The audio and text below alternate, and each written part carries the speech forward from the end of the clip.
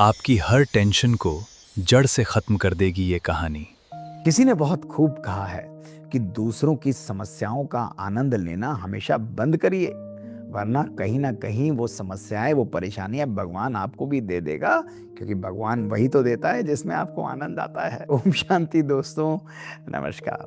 दोस्तों, पूरे दिन कभी कभी आपके साथ, हमारे साथ, हम सबके साथ होता है ना कि अपने जीवन की समस्याओं, अपने जीवन की परेशानियों से हम बहुत दुखी हो जाते हैं। दोस्तों, कहीं ना कहीं ऐसे दिन आते हैं जब हम कहेंगे बहुत हुआ यार, कभी तो हमारे जीवन में खुशी आनी चाहिए। क्या भगवान सारी समस्याएं हमको ही दे देता है? बहुत समय पुरानी बात है, एक व्यक्ति भी इसी प्रकार से अपने जीवन को व्यतीत कर रहा था।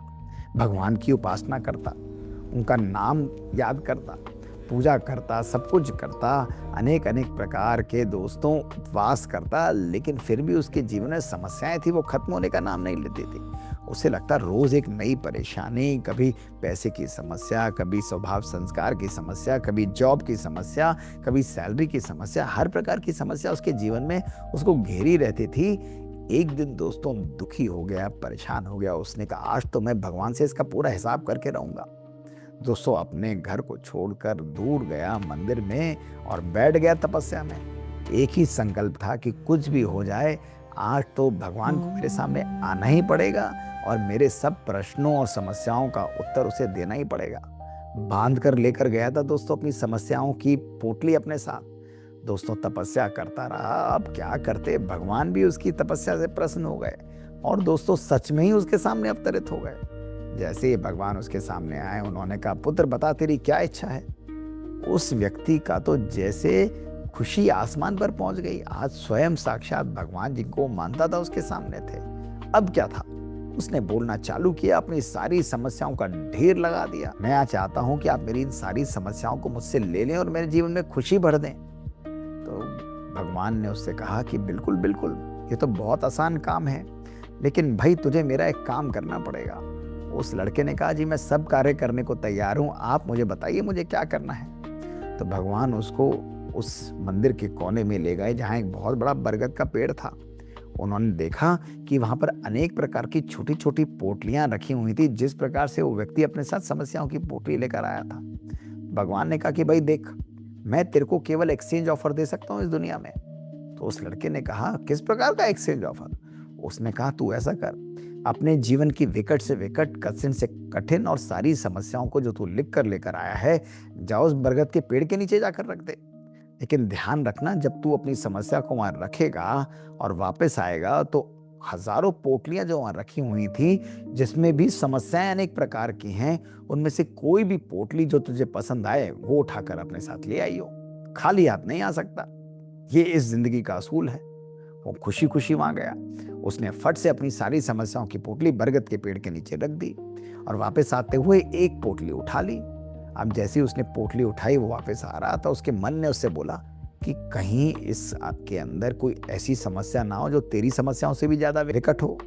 उसका मन परेशान हो गया, कहीं ऐसा ना हो इसमें किसी के साथ एक्सीडेंट की बात लिखी हो, इसमें किसी के साथ धंधा फेल होने की बात लिखी हो, किसी की मृत्यु की बात लिखी हो। वो डर गया, उसने छोड़ा और दूसरी पोटली उठाई। जब दूसरी पोटली उठाई तो उसके मन ने बोला, अरे मूर्ख, हो सकता है पिछली पोटली जो तूने उठाई थी उससे भी भयानक समस्याएं इसके अंदर हो। जो समस्याएं तू छोड़कर जा रहा है, उससे भी कठिन समस्याएं तो कहीं तू वापस लेकर नहीं जा रहा। अब उसका मन उलझता चला गया। भगवान दूर बैठे मुस्कुरा रहे थे।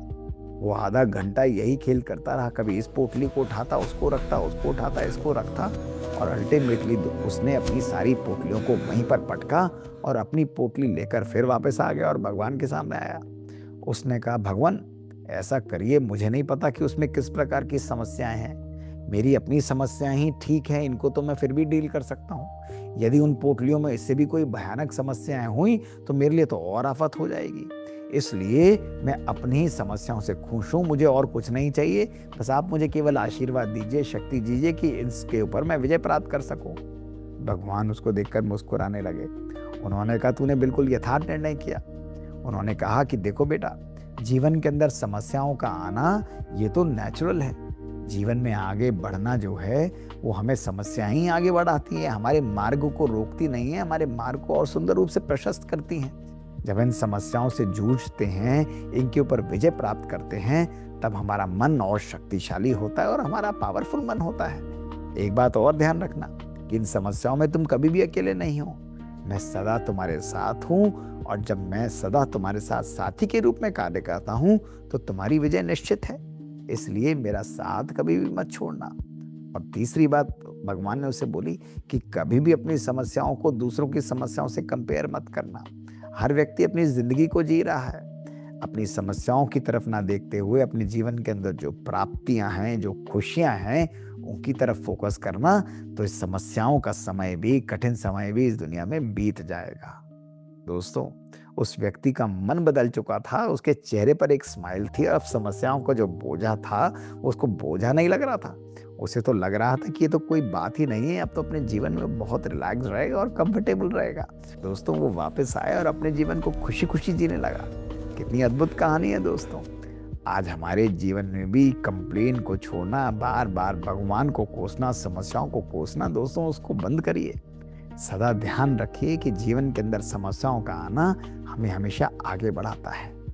इनको खुश रहते हुए, अपने मन को सजग रखते हुए और परमात्मा को साथ रखते हुए जब आप इनको डील करते हैं तो हर परेशानी के ऊपर आप सहज रूप से विजय प्राप्त कर सकते हैं। दोस्तों, यही जीवन की सच्चाई है।